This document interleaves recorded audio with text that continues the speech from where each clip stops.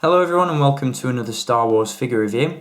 Today we're going to take a look at some 6-inch figures from Wave 2 of the Black Series, and this time around we're going to take a look at this one, Princess Leia in her slave outfit.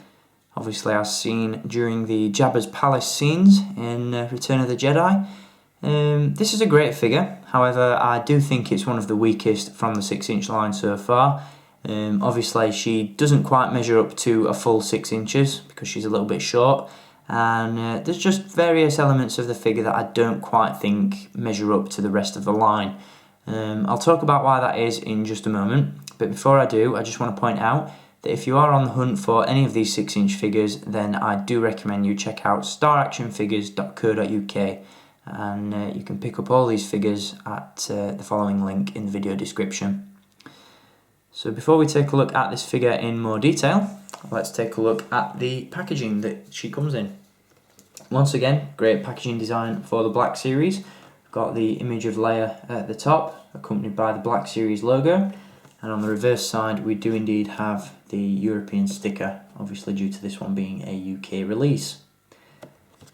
Great packaging, however. Once again, you really do get a high-end collectible feel with these packages. And, if I had the budget, I certainly wouldn't mind adding a few of these carded to my collection. So there's the box. Now let's take a look at the figure. As I said, she does fall short of the full 6 inches, so she's not quite, I'll not say to scale, but she's a little bit shorter obviously than Han Solo and Luke Skywalker and some of the other figures in the line. She has been designed really well though. As you can see, the likeness is very good to Carrie Fisher, the actress who of course plays Princess Leia throughout the trilogy. She doesn't quite come with as many accessories as some of the other figures either.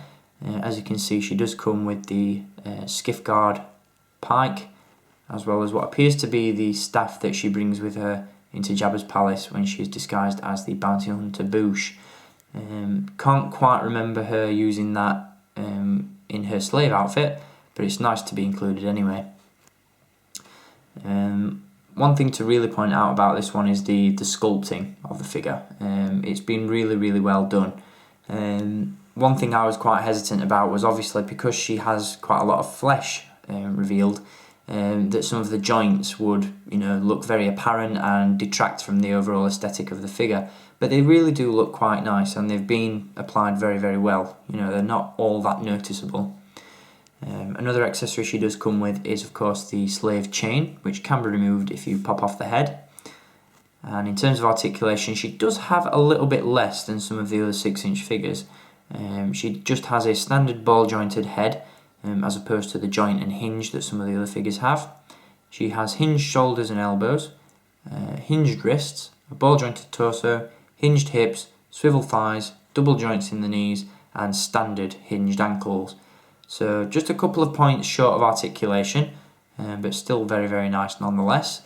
As you can see, some fantastic sculpting work has gone into the hair and the headdress as well.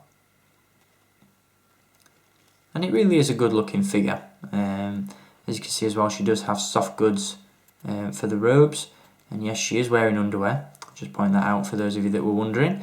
The soft goods, it's made of kind of a, I'll not say silk, but it's a very smooth and shiny material. Some people have complained that it's prone to fraying. Mine hasn't done that just yet.